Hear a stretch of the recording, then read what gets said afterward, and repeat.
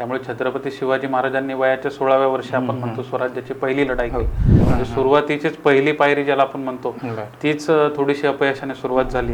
पहिल्यांदा ते पैसे आई वडिलांकडून घेतलेले असतात, नातेवाईकांकडून असतात, कोणी गोल्ड लोन केलेलं असतं आणि 6 महिन्यानंतर ते बंद पडतं. परंतु शिक्षण झाल्यानंतर इन्सिडेंटली माझ्या आयुष्यामध्ये अशा काही गोष्टी घडल्या आणि त्यानंतर मग मला असं वाटलं की हा व्यवसाय हा आपल्याबरोबर अनेकांना याच्यामध्ये मदत होऊ शकते. व्यवसाय हा असा एक आहे की ज्याच्यामध्ये आपल्याबरोबर आपण अनेकांचे कुटुंब चालवत असतो.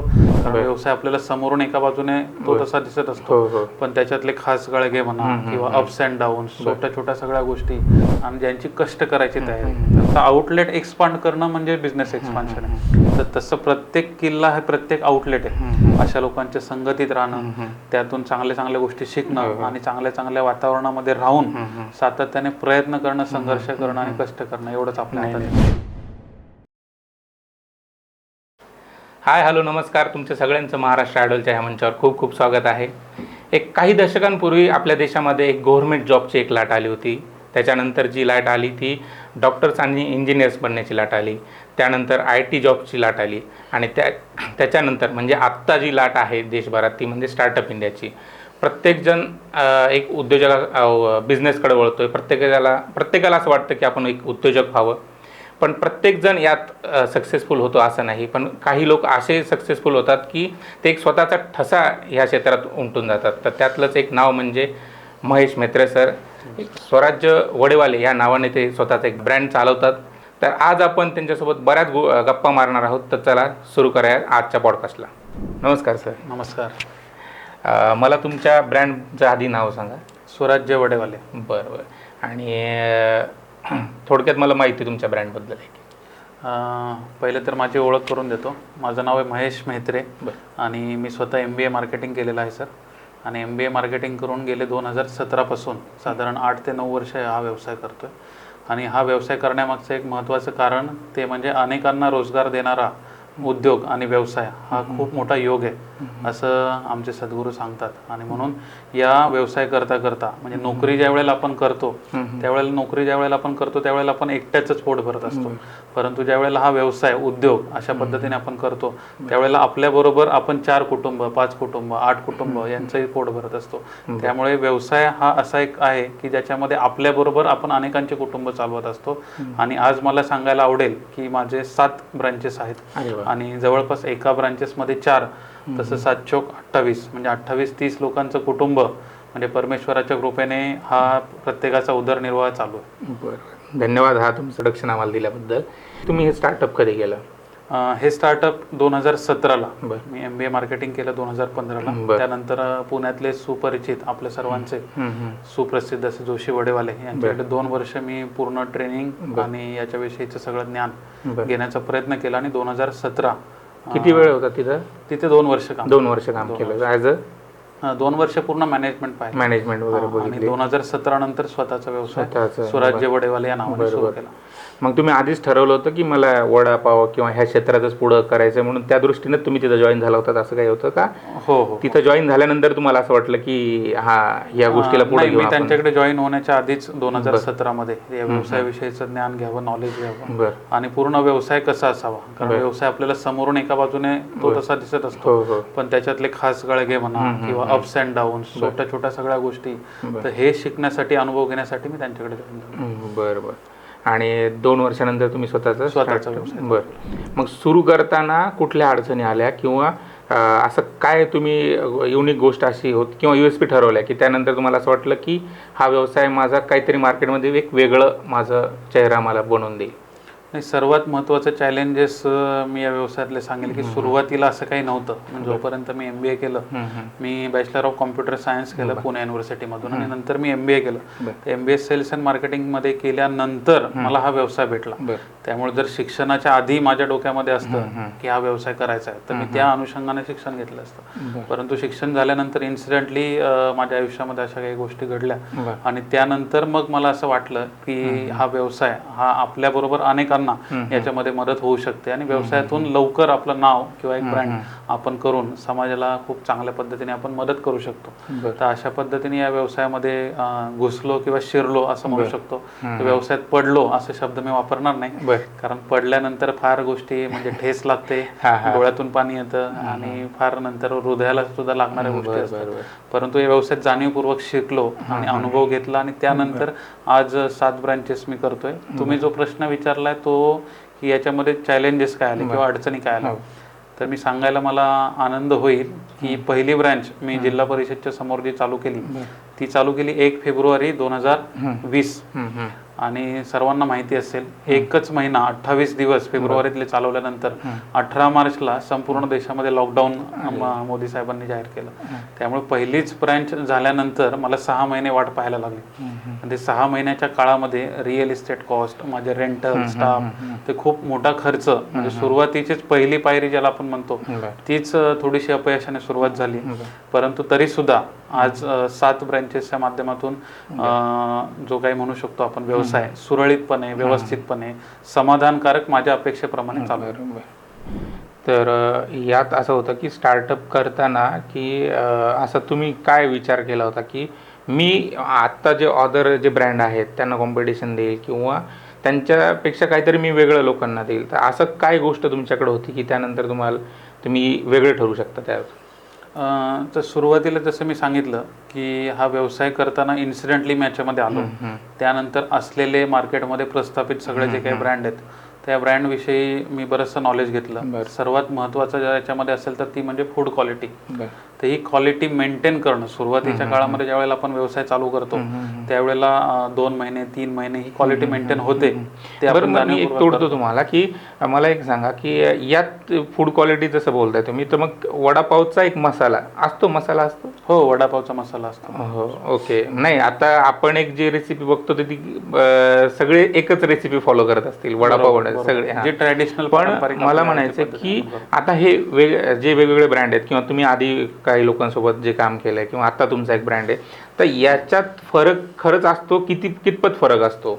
नाही, फरक म्हणण्यापेक्षा आपण ज्या वेळेला काही ब्रँडचे जे स्टँडर्ड पॉलिसी असतात किंवा स्टँडर्ड एक प्रोसेस असते, म्हणजे साधारण घरामध्ये चहा करण्याची एक स्टँडर्ड प्रोसेस ठरलेली आणि मार्केटमध्ये ज्या वेळेला आपण काम करतो त्यावेळेला याच्या प्रत्येक स्टँडर्ड पॉलिसी असतात की जे सर्वसामान्य अनस्किल्ड वर्कर असतात तर ते जे आपल्याकडे स्टाफ म्हणून येतात तर त्या प्रत्येकाला ती फॉलो करता आली पाहिजे. अशा रीतीने एक स्टँडर्ड सगळे असते. मग आता फरक कुठे पडतो की तिथे ज्या वेळेला आपण काही प्रिझर्वेटिव्ह असतील, तर काही सोडा असेल, केमिकल असेल, काही अजिनोमोटो असेल, टेस्टिंग पावडर असेल, तर प्रत्येक जण कॉम्पिटिटर असल्यामुळे किंवा कॉम्पिटिशनमध्ये ज्या वेळेला साधारण असं होतं की सेल्स वाढतो त्यावेळेला आपण लोकांना चांगलं देतोय, लोकांना ते चांगलं लागलं पाहिजे, त्याची क्वालिटी म्हणा, सर्व्हिस म्हणा, तर ह्या सगळ्या गोष्टी मेंटेन करणं ट्रॅडिशनली कधी कधी पॉसिबल होत नाही एका ठराविक सेल्स नंतर.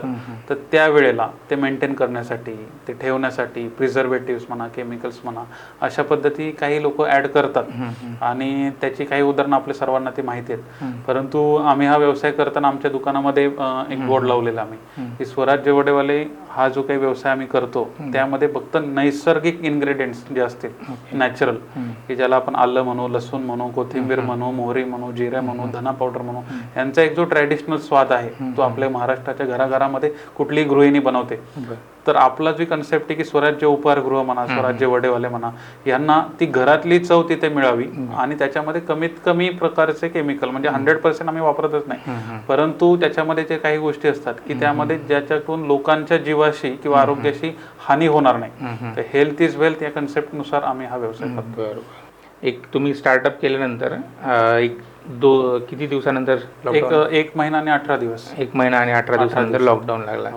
स्टार्टअप करताना तुमचं इन्व्हेस्टमेंट किती होती किंवा तुम्ही एकंदरीत खर्च काय कॅल्क्युलेट केला होता आणि कसा केला होता की मी किती महिने याला कसं सर्व्हाइव्ह करेल किंवा एक काय प्लॅनिंग असते स्टार्टअप करताना? स्टार्टअप करताना याच्यामध्ये जर आपण बघितलं तर कोणतंही फास्ट फूड आज पुणे किंवा मुंबई सारख्या ठिकाणी ज्या वेळेला आपण पाहतो त्यावेळेला वन टाइम कॉस्ट असते की जे काही आपले बोर्ड्स असतात, आपण अट्रॅक्टिव्ह ब्रँडिंग करतो, त्यानंतर फिक्स्ड सेटअप कॉस्ट असते.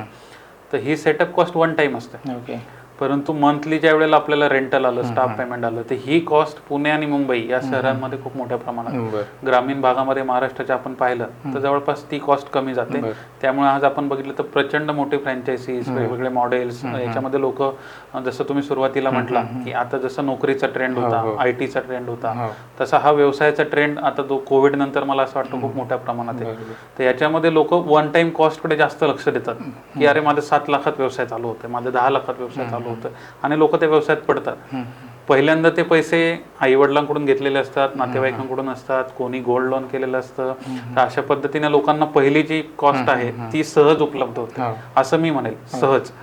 परंतु त्यानंतर पहिला महिना, दुसरा महिना, तिसरा महिना तर ती चालते.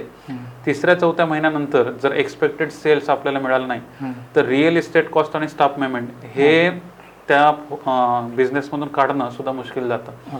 आणि मग कसं तरी आपण 5 महिने 6 महिने सर्व्हाइव्ह करतो.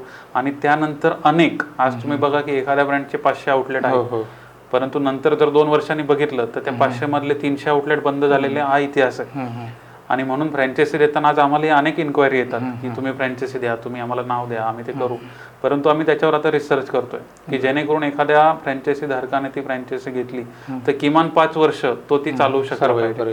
त्यामुळे मी सुरुवातीला ज्या वेळेला 1 फेब्रुवारीला हा व्यवसाय चालू केला तर पहिल्या आउटलेटला मला 8 लाख रुपये खर्च आला टेंटेटिव्ह. परंतु त्यानंतर कोविड, आणि कोविड नंतर मला जे रेंट, रिअल इस्टेट कॉस्ट ती चालूच होते. परंतु ते सुद्धा काही कॅल्क्युलेशन असल्यामुळे पहिले 6 महिने आम्ही चांगलं सर्व्हाइव्ह करू शकलो, आणि नंतर वेगवेगळ्या ब्रँचेस काढून आम्हाला ते सस्टेनेबल होऊ शकलो आम्ही. मग आता जे फ्रँचायझी तुमचे धारक आहेत तर त्यांना तुम्ही कुठली फायनान्शियल प्लॅनिंग प्रोव्हाइड करता? नाही, फायनान्शियल प्लॅनिंगमध्ये आता आमचा जो मेन कन्सेप्ट आता आहे, तर आम्ही, मला असं वाटतं 19 फेब्रुवारीला तो लॉन्च करेल.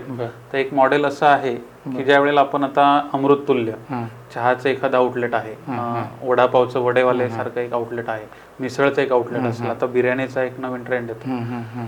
तर हे सगळे इंडिव्हिज्युअल प्रोडक्ट ज्या वेळेला आपण घेतो, म्हणजे बिर्याणीचे पण काही काही आता भरपूर फ्रँचायसी चालू आहे. तर हे जे सगळे ज्या वेळेला इंडिव्हिज्युअल प्रोडक्ट असतात, तर एका अमृततुल्यच्या आउटलेटमध्ये ठराविक साधारण इतका चहाचा सेल झाल्याशिवाय ते सस्टेन होऊ शकत नाही मॉडेल, आणि 6 महिन्यानंतर ते बंद पडतं. ज्या वेळेला आपण त्यांना विचारतो की हे बंद का पडलं, तर त्यावेळेचा तो असतो की एक्सपेक्टेड सेल्स झाला नाही. आणि जे फ्रँचायसी असते, ज्यांचा ब्रँड असतो, त्यांच्याकडून त्यांना इतर कुठले पदार्थ विकायचं अलाउड नसतं, पॉसिबल नसतं. त्यामुळे फक्त चहा, एका प्रोडक्टवर पूर्ण स्टाफचं पेमेंट असेल, रिअल इस्टेट कॉस्ट असेल, ह्या सगळ्या गोष्टी करणं हे फार मुश्किल झालंय आता. आणि म्हणून आम्ही आता याच्यावर एक सोल्युशन काढतोय की जेणेकरून याच्यामध्ये मॅक्झिमम ब्रँड कसे येतील. म्हणून चहा ज्या वेळेला आपण विकतो ते चहा बरोबरच वडापाव, वडापाव बरोबर मिसळ, मिसळ बरोबरच बिर्याणी असेल किंवा भेळ असेल, तर अशा पद्धतीने उपारगृह असेल, त्याच्यामध्ये साऊथ इंडियन पदार्थ असतील, त्यामध्ये ह्या सगळ्या गोष्टी आहेत. म्हणजे पदार्थ आपण त्याच्यामध्ये किंवा ब्रँड आपण 3-4 एकत्र आणू शकतो, पण 4 ब्रँड एकत्र आणलं तरी रिअल इस्टेट कॉस्ट तीच राहणार आहे. स्टाफ पेमेंट तुमचं फ्रिक्वेंटली थोडंसं वाढेल, एखादं दुसरं स्किल्ड वर्कर घ्यावं लागेल, त्यामुळे real estate cost, fixed cost ह्या त्याच राहणार आहेत, आणि आपल्या इकडे सेल्स वाढणार आहेत. तर यामुळे काय होईल की जे लोकांना एका प्रोडक्ट मधनं सगळं जर खर्च भागवायचा आहे तर तो पॉसिबल नाहीये. परंतु आमच्या या मॉडेलमध्ये काय होणार आहे की 4 ब्रँड एकत्र आल्यामुळे सेल्स वाढणार आहे, आणि रिअल इस्टेट कॉस्ट ती असल्यामुळे प्रॉफिट मार्जिन वाढेल. त्यामुळे आम्हाला असं वाटतं की हे खूप सक्सेसफुल होईल. हे जी तुमची फ्रँचायझी असेल किंवा कुठली बाकीची फ्रँचायझी असेल, जे उद्योजक आहेत किंवा ज्यांना ह्या बिझनेस वगैरे करायचा आहे, तर तुम्ही काय सजेस्ट कराल की कोणी बिझनेस केला पाहिजे, कोणी फ्रँचायझी घेतली पाहिजे? फ्रँचायझी घेण्यासाठी असं काही लिमिट नाही. मी जे सुरुवातीला म्हटलं की एज क्रायटेरिया, तर हा काही बंधनकारक नाही. आपल्या सर्वांना माहिती आहे आमच्या ज्या फ्रँचायसीचं नाव किंवा ब्रँडचंच नाव मी स्वराज्य ठेवलंय. त्यामुळे छत्रपती शिवाजी महाराजांनी वयाच्या 16व्या वर्षी आपण म्हणतो स्वराज्याची पहिली लढाई केली. त्यामुळे मी जसं मगाशी सांगितलं की मी MBA करण्याच्या आधी जर या व्यवसायात आलो असतो तर आज मी 7 नाही 70 ब्रँचेस असतात. परंतु सुरुवातीचा काही काळ आपण अननेसेसरी, आपल्याला जे माहीत असतं त्या वेगवेगळ्या गोष्टींमध्ये आपला वेळ जातो. त्यामुळे एज क्रायटेरियाच्या मध्ये काही नाही. आणि आम्ही आता नवीन जे मॉडेल घेऊन येतोय त्यामध्ये मला सांगायला आवडेल की महिला गृहिणी, आता लाडकी बहीण योजना आलेली आहे, त्यामध्ये अनेक गोष्टी आपण पाहतो की ह्या सगळ्या गोष्टींमध्ये आपण महिलांना सुद्धा इन्व्हॉल्व करू शकतो. त्यामुळे महिलांनी जर या व्यवसायामध्ये उतरले तर लक्षात घ्यायची गोष्ट अशी आहे की महिलांच्या हातातून जो पदार्थ बनेल तर तो जास्त चविष्ट असेल. तो जास्त स्वादिष्ट असेल आणि ती जी क्वालिटी मेंटेन राहील आणि एका कुटुंबाला, मगाशी मी म्हटलं की एका माणसाला जसा उदरनिर्वाह चालतो स्टाफने, तसा हे फ्रँचायसी घेतल्यामुळे एका कुटुंबाचं व्यवसाय चालणार आहे आणि ते कुटुंब पुन्हा 4 लोकांना रोजगार उपलब्ध करून देणार. बरोबर. ओव्हरऑल म्हणजे स्टार्टअप करताना एखाद्या नवीन तरुणाने काय विचार केला पाहिजे किंवा काय प्लॅनिंग केलं पाहिजे? नाही, आता हे प्लॅनिंग करताना सर्वात महत्वाचं कुठलेही व्यवसाय करत असताना अनुभव महत्वाचा आहे. तर पुअर नॉलेज, पुअर गायडन्स यामुळे हे लोक फेल होतात. बरोबर. त्यामुळे सर्वात महत्वाचे गायडन्स घेतला. कारण जो आता फ्रँचायझीचा एक फ्लो सुरू आहे किंवा एक वारं सुरू आहे, यात असं बऱ्याच वेळेस बघायला मिळतं की असे बरेच काही शॉप असतात की तिथे दर 6 महिन्याला, दर 3 महिन्याला, 4 महिन्याला नवीन ब्रँड येत असतात. बरोबर. हां, तर मग असं कुठंतरी वाटतं की ही इन्व्हेस्टमेंट एका प्रकारे त्यांना नुकसानीकडे घेऊन जाते.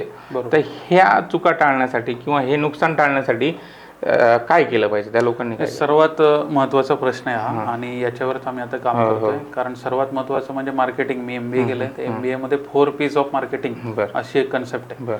त्यामध्ये काय सर्वात महत्वाचं तुमची प्लेस.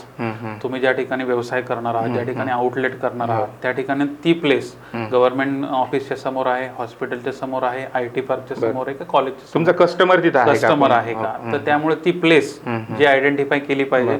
त्यामध्ये अनेक जणांची गल्लत होते. तर ती प्लेस व्यवस्थित असेल, त्या प्लेस नंतर प्रोडक्ट. ती जी प्लेस आहे गव्हर्नमेंट ऑफिसच्या समोर तुम्ही काय विकायचं, गव्हर्नमेंट ऑफिसच्या समोर तुम्ही वेगवेगळे पदार्थ विकू शकता, परंतु त्यांना लागणारा चहा आहे, वडापाव आहे, स्नॅक्स आहे, त्यांना दुपारी जेवण लागतं. त्या ठिकाणी गव्हर्नमेंट ऑफिसमध्ये ग्रामीण भागातून अनेक लोक आलेली असतात.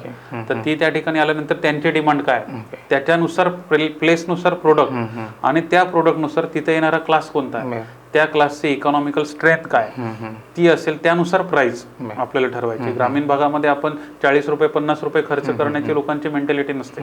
तर त्यामुळे प्लेस नंतर प्रोडक्टच्या अनुसार प्राइस आणि हे प्राइस झाल्यानंतर तिथे मी प्रमोशन कसं करेन, असं प्लेस, प्रोडक्ट, प्राइस आणि प्रमोशन असे 4 P's सांगितलेलं. तर हे जर फॉलो केले तर मला असं वाटतं की फेल्युअर रेशो हा फार कमी होईल. बरोबर आहे. मग यात तुमचं बाकीच्या कुठल्या एरिया तिथला म्हणजे आहे, आपल्या शॉपचा एरिया पण किती मॅटर करतो? शॉपचा एरिया मॅटर करतो. साधारण 250 ते 300 स्क्वेअर फूट मिनिमम हा एरिया असावा असं आम्ही सांगतो. पार्किंग आता पुणे आणि मुंबई सारख्या ठिकाणी तर पार्किंगचे आपल्याला खूप इश्यू आहेत, परंतु पार्किंग अवेलेबल होतं आणि आपला जो फुटफॉल असतो किंवा आपला जो कस्टमर आहे स्नॅक्स सेंटरचा तो वॉकेबल असतो. त्यामुळे तो वॉकिंग डिस्टन्स वरनं येत असतो. त्यामुळे पार्किंगचा फार मोठा इश्यू आहे असं मला वाटतं. बरोबर. फ्रँचायझी बिझनेस हा साईड बिझनेस म्हणून करता येऊ शकतो का?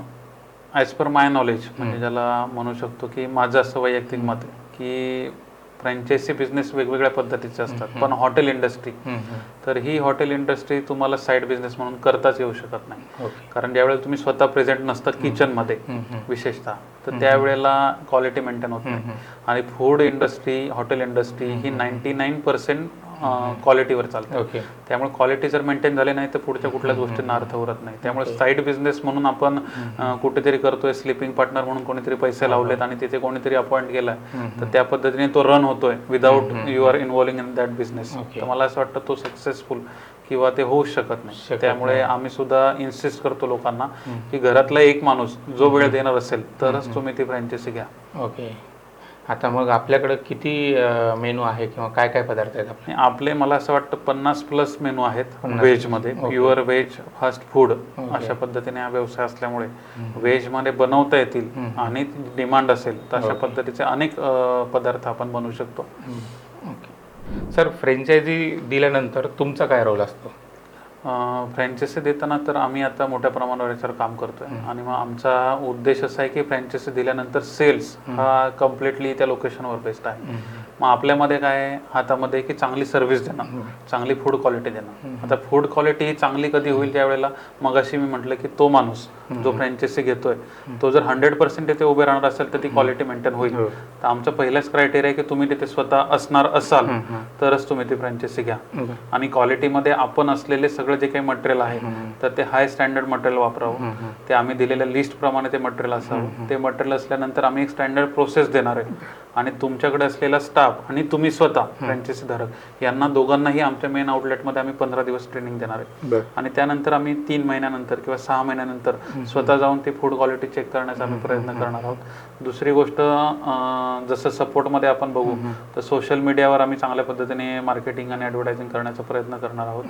ते करता करता इन हाऊस ब्रँडिंग ज्याला आपण म्हणतो किंवा पूर्ण सेटअप, त्याचे वेगवेगळे वेंडर्स आहेत, दुकान पूर्ण बनवणं, ते मेंटेन करणं, ते लोकांना अट्रॅक्टिव्ह कसं वाटेल तर याच्याविषयी मी स्वतः तिथे जाऊन पूर्ण व्हिजिट करून त्यांना पूर्ण दुकान पूर्ण देण्याचा प्रयत्न आमचा आहे. बरोबर. आता हे लोकेशन वाईज तुमचे रेट्स व्हॅरी होतात? मला असं वाटतं फक्त पुणे आणि मुंबई या 2 ठिकाणी ते रेट सेम असतील. ग्रामीण भागामध्ये आपण बघू तर ते ग्रामीण भागामध्ये लोकांची जशी डिमांड असेल मग अशी म्हटल्याप्रमाणे आणि त्यांची जी इकॉनॉमिकल कॅपॅसिटी असेल तर त्याप्रमाणे आम्ही ते रेट्स व्हेरी करतो. म्हणजे रेट्स व्हेरी होऊ शकतात. आपला कुठलाही बिझनेस करताना, हॉटेल इंडस्ट्री असो किंवा आता तुमचं MBA मार्केटिंग झालेलं आहे, एक सजेशन म्हणून मी तुम्हाला विचारतोय की हॉटेल इंडस्ट्रीमध्ये साधारण मार्जिन रेशो किती असायला पाहिजे आणि ROI किती असायला पाहिजे? हॉटेल इंडस्ट्रीमध्ये जर व्यवस्थित आता पाहिलं तर 2024चा विचार करता real estate cost, market material cost ते खूप हाईक झालेली कोविड नंतरच्या काळामध्ये. त्यामुळे पहिलं 40-45% मार्जिन आहे असं लोक क्लेम करत होते. पण आता आपले सगळे GST म्हणा, टॅक्स म्हणा, इन्कम टॅक्स हे सगळं गेल्यानंतर 25% मार्जिन आपण पकडू शकतो. आणि रिटर्न ऑफ इन्व्हेस्टमेंट ज्याला आपण म्हणतो तर एक व्यवस्थित स्टँडर्ड 350-400 स्क्वेअर फुटाचं हॉटेल, त्याचं पूर्ण फास्ट फूड म्हणतोय स्पेशली, हे फास्ट फूड, त्याचं सेटअप, त्याचं ब्रँडिंग, तर साधारण एक 6 ते 8 महिन्यामध्ये व्यवस्थित आपण रिटर्न ऑफ इन्व्हेस्टमेंट एक्सपेक्ट करू शकतो असं मला वाटतं. फ्रँचायझी घेणं किंवा स्वतःचा एक ब्रँड लॉन्च करणं यात किती फरक आहे? ऑफकोर्स ज्याला आपण म्हणू शकतो ना तर 70% सपोर्ट तुम्हाला फ्रँचायझी घेतल्यामुळे होतो. कारण ज्यावेळेला ब्रँड एस्टॅब्लिश करायचा असतो त्यावेळेला तुम्हाला फार रिसर्च करावा लागतो, त्याविषयीचं नॉलेज लागतं. गव्हर्नमेंटच्या पॉलिसीज प्रत्येक ज्यावेळेला गव्हर्नमेंट चेंज होतं, स्टेट गव्हर्नमेंट असेल सेंट्रल, त्यावेळेला त्याचे फूडचे नॉर्म बदलतात. आता GSTचे नॉर्म बदललेले आहेत, त्यानंतर कॉपीराईटचे वेगवेगळे ऍक्ट असतात आणि अशा अनेक केसेस आपण बघतो की ज्याच्यामुळे पुअर नॉलेजमुळे आपल्याला अशा गोष्टींचे इन्सिडेंट होतात. त्यामुळे मी असं म्हणेल किंवा ते प्रूव्हन आहे ज्याला आपण म्हणू. आणि त्याचं आता थोडंसं फॅड म्हणू शकतो की कोविड नंतरच्या काळामध्ये आलेलं आहे. त्यामुळे ते थोडं पॉसिबल आणि इझिएस्ट वे आहे की तुम्ही तुमचा ब्रँड एस्टॅब्लिश करणार, त्याला तुम्हाला 4 ते 5 वर्ष एफर्ट्स घ्यावे लागतात, हार्डवर्क घ्यावं लागतं. त्याऐवजी तुम्ही मार्केटमध्ये वेल एस्टॅब्लिश असलेला प्रूव्हन ब्रँड बरोबर जर तुम्ही टायप केलं तर मला असं वाटतं ते 4 वर्ष तुमचे वाचतात आणि तुम्हाला एक सपोर्ट मिळतो ज्याला आपण मार्केटिंग सपोर्ट म्हटलं, सर्व्हिस सपोर्ट, क्वालिटी सपोर्ट, आणि तुम्हाला त्या नॉलेजशी तुम्ही अटॅच होता. त्यामुळे त्यांचं असलेलं पूर्ण नॉलेज तुम्हाला मिळतं. फक्त तो जो ब्रँड आहे तो वेल नोन असला पाहिजे, तो ब्रँड एक स्टँडर्ड असला पाहिजे आणि त्या पद्धतीने ज्यांनी जे रिअलिस्टिक असला असं आम्हाला. याच्यात लिकेजेस काय असतात? लिकेजेस प्रत्येक बिझनेसमध्ये असतात. जसं आपण म्हणतो की ज्याला रिटेल जसा आपला बिझनेस असतो, मग तो व्हरायटीज असेल, मेडिकल शॉप असेल, कुठलं ग्रोसरी शॉप असेल किंवा आपलं हॉटेल इंडस्ट्रीमध्ये ज्यावेळेला आपण डेली कॅश इन आउट होत असते त्यावेळेला त्याचं जे कॅल्क्युलेशन, तुम्ही किती CCTV ठेवा, किती तुम्ही बिलिंग मशीन्स वापरा, त्याला किती तुम्ही वॉच ठेवायचा प्रयत्न करता, ते लिकेजेस होऊ शकतात, होतात. त्यामुळे जसं एक माणूस किचनमध्ये असावा तसं आपला घरातला एक माणूस जर त्या ठिकाणी थांबला तर लिकेजेसचं प्रमाण कमी होतं आणि त्यातून प्रॉफिट रेशो वाढू शकतो निश्चितच. ओके. आणि हे फूड क्वालिटी वगैरे मेंटेन करताना पण काही लिकेजेस येतात तुम्हाला? फूड क्वालिटीच्या बाबतीमध्ये नाही येत शक्यतो. फूड क्वालिटीच्या बाबतीमध्ये मटेरियल वन टाइम परचेस असतं, त्यामुळे डेली परचेसिंग फार कमी असतं. 15 दिवसाचं, महिन्याचं परचेसिंग वन टाइम. आपल्याकडे जो वेल नोन वेंडर असतो त्या वेंडरकडून ते परचेस असल्यामुळे त्याचं पेमेंट आपण स्वतः करायचं असतं चेकने वगैरे, तर ते कोणाच्या हातून न करता आपण स्वतः ते केल्यामुळे त्यात लिकेजेस काही नसतात. एक जे नवीन तरुण आहेत, यंग जनरेशन आहे, तर त्यांना तुमच्या ब्रँडकडून कितपत संधी म्हणता येईल? नाही, मी त्याच्यासाठीच मगाशी ते सांगितलं की हा जो व्यवसाय आहे ह्या व्यवसायाला असं काहीतरी फार रॉकेट सायन्स नाही किंवा फार नासामधून त्याच्यात कुठली तरी डिग्री घेतली पाहिजे असातला तो भाग नाही आहे.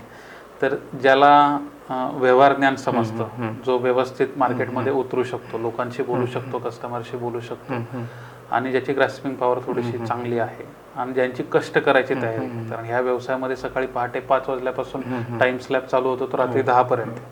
त्यामुळे ज्यांची कष्ट करण्याची प्रामाणिक अशी तयारी अशा सगळ्यांसाठी महाराष्ट्रामधल्या, मग त्याच्यामध्ये मुली आल्या, गृहिणी आल्या, महिला आल्या, त्यानंतर तरुण आले, युवा आले, मुलं आली, हे सगळेच, या सगळ्यांसाठी हे ओपन आहे.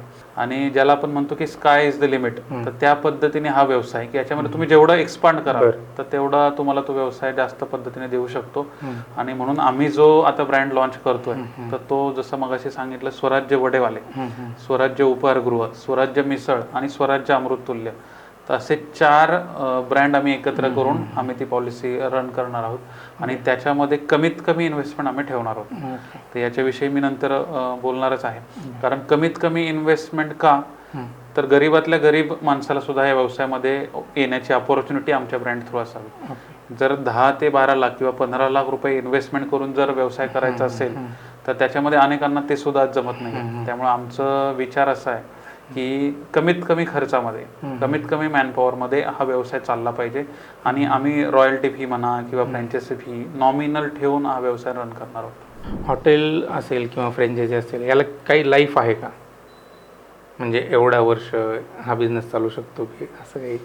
नाही, वयाच्या कुठल्याही वर्षी, म्हणजे नाही, वयाच्या बाबतीतच वर्षापर्यंत लोक वयाच्या बाबतीतच नाही. आता जर एकदम रिअल नोटवर जर आपण बघितलं तर बरेच आता आम्ही पुण्यात बघतो, पुणे मुंबईत बघतो, तर अशा फ्रँचायझी आहेत किंवा हॉटेल्स आहेत, त्या 5 वर्षाच्या पलीकडे सर्व्हाइव्ह नाही करू शकत, 4 वर्षाच्या पलीकडे सर्व्हाइव्ह नाही करत. हे का घडतं? कारण काय होतं याच्यामध्ये सगळं मगाशी जे सांगितलं ना, तर मगाशी सांगितल्याप्रमाणे सेल्स, हां, तर हॉटेल इंडस्ट्रीमध्ये मी सांगू शकत नाही कारण त्यातला मला अनुभव नाही आहे. पण फास्ट फूड इंडस्ट्रीमध्ये एका प्रोडक्टवरच तुम्ही लाईफ टाईम ज्या वेळेला सेल्स घेण्याचा, सेल्स अट्रॅक्ट करण्याचा किंवा सेल्स ताणण्याचा, खेचण्याचा प्रयत्न ज्या वेळेला आपण करतो त्यावेळेला त्या प्रोडक्टची एक लिमिट असते. त्यामुळे एखाद्या आउटलेटमधून तुम्हाला जर 2000 क्वांटिटी जर दिवसाला जाणार असेल तर ती असं होणार नाही की ती उद्या जाऊन काहीतरी चमत्कार घडणार आहे आणि 2000 वर ते 5000 जाणार आहे.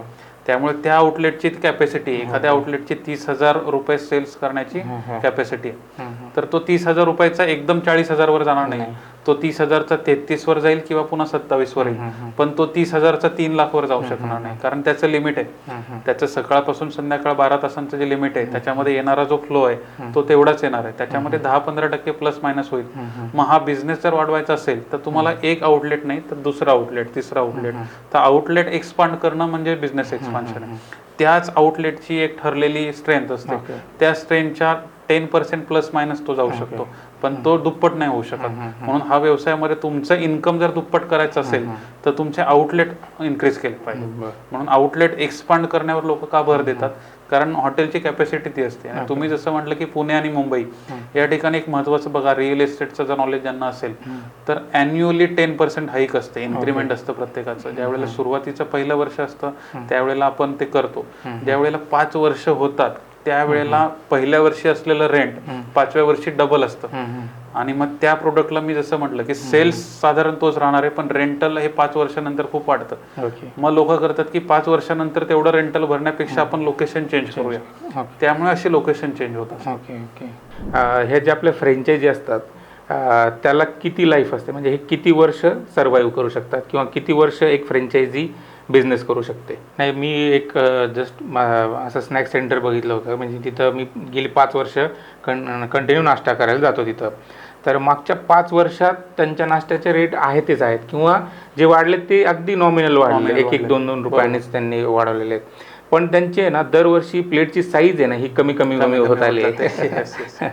तर त्याचं मेन कारण तेच आहे की आपल्याला ते सगळं प्रॉफिट मार्जिन जर बसवायचं असेल तर 5 वर्षापूर्वी असलेले स्टाफचे पेमेंट आणि आताचे स्टाफचे पेमेंट याच्यामध्ये फरक असतो, मटेरियलमध्ये फरक असतो. पण कस्टमरला जर आपण 15 रुपयाला वडापाव देत असेल तोच आपण पुढच्या वर्षी 20ला दिला तर खूप मोठा इफेक्ट डिमांड आणि सप्लायवर होत असतो. त्यामुळे ह्या सगळ्या गोष्टी, त्यामुळे प्राइस वाढवताना आपण 1-1 रुपयाने वाढवू असं म्हणू शकतो या बिझनेसमध्ये. परंतु जे बाकीचे जे कॉस्ट आहेत ते भरभर वाढत असतात की ते 10%, 15% वाढतात. त्यामुळे लोकेशन चेंज करणं सोपं जातं असं मला. तुम्ही तुमच्या ब्रँडला स्वराज्य हे नाव का दिलं? तर म्हणजे फार इंटरेस्टिंग आहे आणि मी सुरुवात कायम करत असतो. कारण स्वराज्य म्हटलं तर आपल्या सर्वांचंच ज्याला आपण म्हणतो हृदयस्थ जे छत्रपती शिवाजी महाराज ते प्रत्येकाच्या मनामनामध्ये आहेत. आणि याच्यापेक्षा दुसरी प्रेरणा काय असेल. त्यामुळे छत्रपती शिवाजी महाराजांचं नाव घेण्यामागची 2 कारणं आहेत.